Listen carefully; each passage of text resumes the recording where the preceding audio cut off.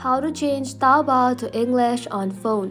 Hello everybody and welcome back to our channel. So let's get started without any further ado.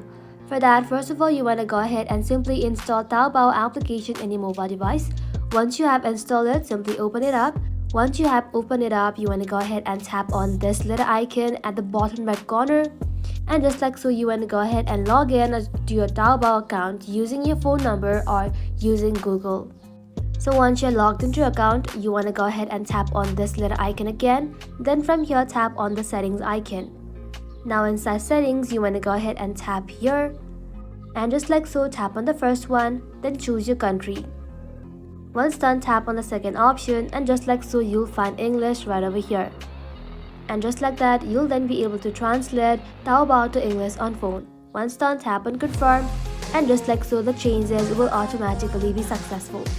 That's how you do it, guys. Thank you all for watching the video till the very end and stay tuned until our next upload.